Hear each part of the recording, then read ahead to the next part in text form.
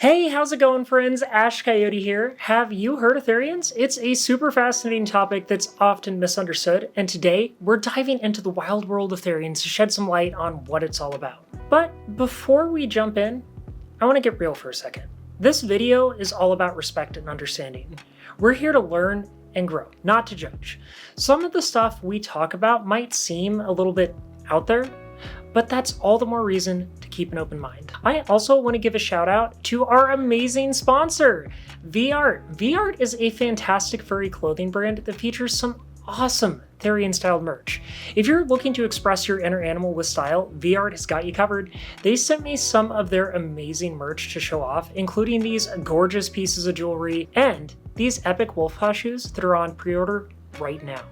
Their designs are inspired by both furry and Therian themes, so you can show off your unique identity with pride. Be sure to check out VArt's latest collection at werewolvesrule.com, and a big thank you to V for sponsoring this video. So what's the difference between Therians and furries? This question comes up a lot, and while there are some overlaps, they're pretty distinct communities. Therians, or therianthropes, believe they have a spiritual or psychological connection to an animal. It's like feeling you've got a heart of a lion or the spirit of a wolf. This connection is deeply personal and can show up in their behavior, identity, or spiritual beliefs. Now, furries, on the other hand, are fans of anthropomorphic animals. You know, animals with human-like traits, like walking on two legs, talking, and wearing clothes. The furry fandom is all about creativity and community, where people express their love for these characters through art, stories, fursuits, and social gatherings like conventions. Think of it as a big, fluffy, creative party. Now, both Therians and furries do share a deep love for animals and value self-expression. The big difference here is in the core of their identities. Therians see their animal connection as a fundamental part of who they are. Furries, meanwhile, enjoy anthropomorphic animals as a fun hobby and a form of artistic expression. Though there are some that go as far as to turn it into a whole lifestyle, but that's a story for a different day. And no, not all furries are Therians, and not all Therians are furries. There is some overlap, but many Therians don't participate in the furry fandom, and many furries don't identify as Therians. So you could be a Therian, a furry, both, or neither, and that's totally cool. Now, let's explore a little bit more about what it means to be a Therian. This is where things get really interesting. A theriotype is the specific animal with which a Therian identifies. It could be any animal, real or mythical. The important part is that this animal is tied to their identity. One of the most intriguing parts of being a Therian is the experience of phantom limbs and sensations. Therians often report feeling parts of their theriotype's body, like tails, ears, wings, or claws, even though they don't physically have them. These sensations can be quite vivid, kind of like a phantom limb phenomenon. For example, a wolf Therian might feel a phantom tail or sense their ears twitching in response to sounds. Therians also experience shifts, which are changes in their mindset or perception that brings them closer to their theriotype. Usually, a Therian's primary theriotype stays the same throughout their life, but sometimes new theriotypes can emerge, or their understanding of their theriotype can evolve.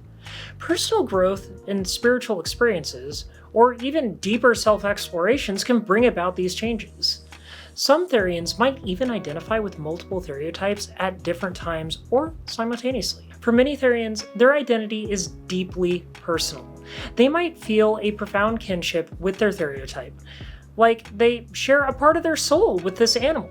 We have all seen the infamous furries using litter boxes drama. Well, spoiler alert, it's not true. But hey, it's always fun to see how media can blow things out of proportion, right? And speaking of which, let's get into how media has portrayed Therians, with a couple examples. So, our first example, Dennis Abner, also known as Stalking Cat, while not explicitly a Therian, became famous for his extensive body modifications to look like a tiger. Unfortunately, the media often sensationalized his appearance and identity, making him seem more like an oddity than a person. This portrayal overshadowed the deeper aspects of his identity and often led to a lot of public misunderstandings and ridicule. There was a show featuring a young person who identified as a wolf. Their declaration in every level except for physical "I'm a wolf" became widely known, misrepresented, and memeified. The show focused heavily on the unusual aspects of their identity, using dramatic editing to create a spectacle instead of fostering understanding. This kind of media sensationalism can lead to stigmatization, a lack of understanding, and personal harm for those featured. The lasting impact of pieces like this can still be seen in those communities today. Which leads me to a very small but exciting announcement. I am currently working on a documentary that explores Therians and other unique identities. It's been an incredible journey so far, and I can't wait to share more of these stories with you. Just stay tuned for updates. Thank you so much for joining us on this wild ride into the world of Therians. If you enjoyed this video, please consider giving it a like and consider subscribing if you aren't already. Leave me a comment down in the comment section below. I want to know what your thoughts on Therians are. Also, if you want to help my channel grow and see more content just like this, please consider hopping over to my Patreon and subscribing there as well. I hope you all have a fabulous day, friends. Goodbye!